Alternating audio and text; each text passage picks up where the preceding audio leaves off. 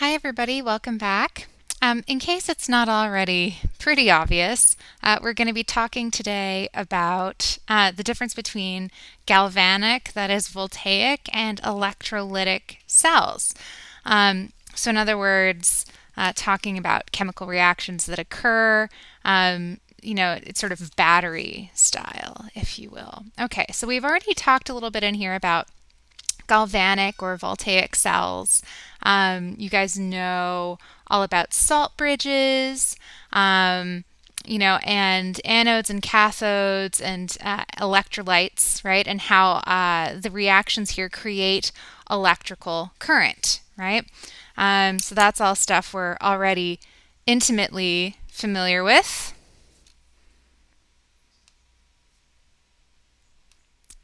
So we already know that a galvanic or voltaic cell essentially is a way that we create a spontaneous redox reaction, and that creates electrical current. It's essentially how we, create a battery, right? Or a sort of long-running chemical reaction. An electrolytic cell is sort of the opposite, in a way, of a galvanic cell. In an electrolytic cell, the redox reaction does not occur spontaneously, right? A non spontaneous redox reaction that requires an electrical current in order to occur. So in other words, over here in our galvanic area, you can think of it this way. This creates current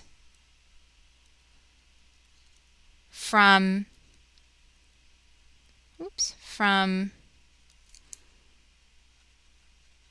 chemical energy.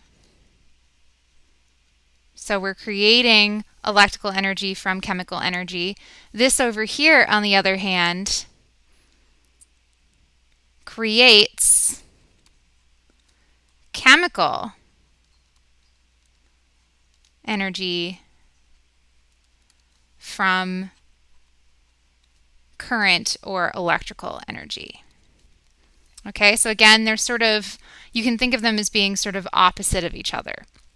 We're going to be talking a little bit today about electrolytic cells and electrolysis and all the things associated with that. If you are still confused about galvanic or voltaic cells, I refer you back to the previous videos in this section, which go over those reactions pretty much ad nauseum. So hopefully by now they feel semi-familiar. Okay, so let's just start by talking a little bit about what electrolysis is. Electrolysis, which is sort of the heart of the electrolytic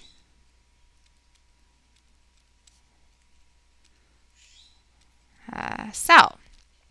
Okay, so electrolysis is pretty much just a fancy word for shocking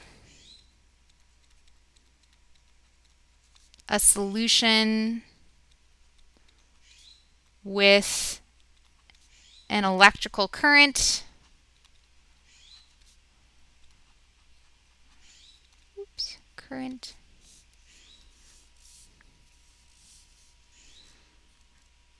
in order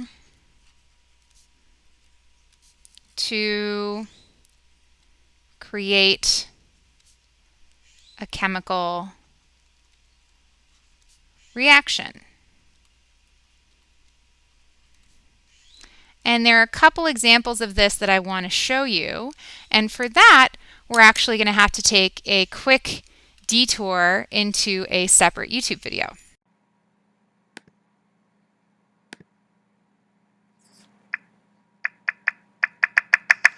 In that small plastic container are two metal push pins, and they're inserted a distance that's between the positive and negative lead of the 9-volt battery.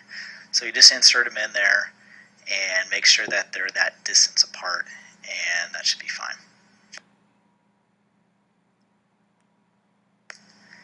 In the container is going to be some water that has baking soda mixed into it. The baking soda in the water allows electricity to flow between the two metal tips of the push pins.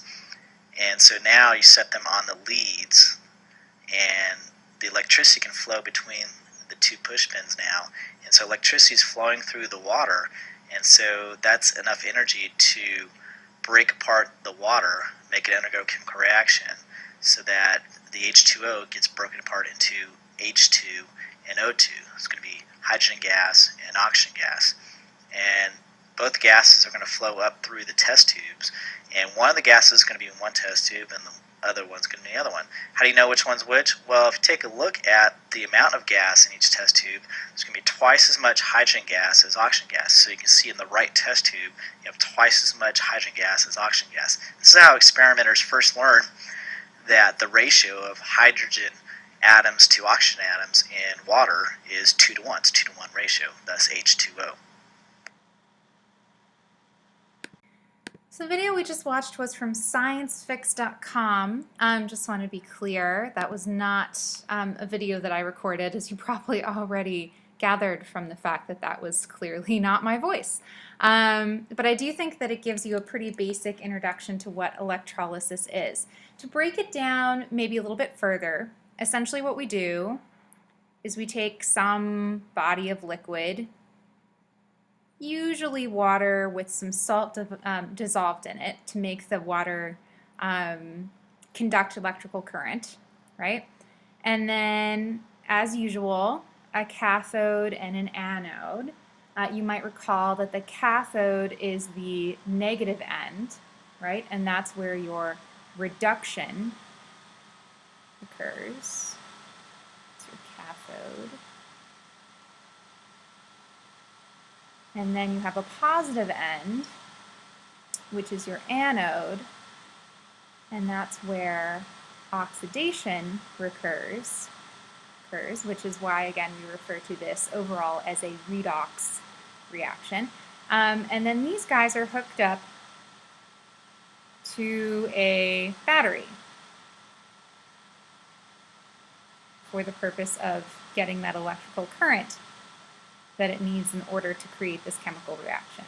So in the case of the video we just watched, he very cleverly just like set the battery directly on top of the cathode and the anode. And he threw some water in there with some baking soda, essentially just again to act as an electrolyte in order to make the water conductive. But the main thing that we want to focus on is the fact that we've got water in there, because that's, you know, the sort of purpose of the electrolysis. So H2O is going in there, right?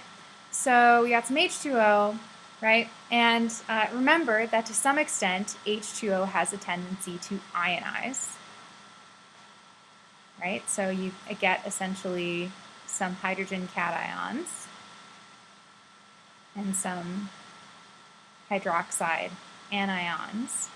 Again, we can think of it as essentially just the hydrogen and the oxygen popping apart from each other on occasion.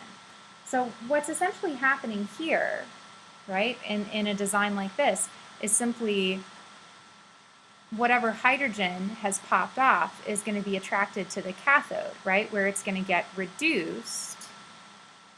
That is, it's going to gain electrons and become hydrogen gas, right? Well, what the guy did, I thought pretty cleverly, is he essentially just grabbed a couple of test tubes, right, and stuck them over the top of the cathode so that the gas would be essentially captured, right, and it would bubble up, the hydrogen would bubble up past the sort of water line, and you would see up here at the top some hydrogen gas being collected. Pretty cool, huh? I know, I think so. Okay, meanwhile, What's happening over at the anode, right, is that we're essentially getting some oxygen floating around, right? Getting, guess what? Oxidized. There's a reason we call it oxidation. It's because oxygen left to its own devices will oxidize, right? Surprise. So what's happening over here is that oxygen gets oxidized. And I should clarify that the oxygen anion gets oxidized to oxygen gas, right? And once again, we have a cute little test tube.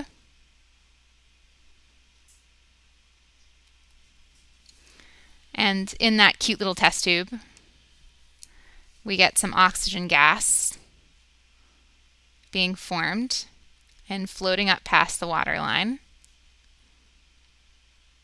like so. Now, what I want you guys to notice, and this is something the guy in the video pointed out as well, is that when you do this, you're always going to get twice as much hydrogen as you are oxygen. Why do you guys think that is?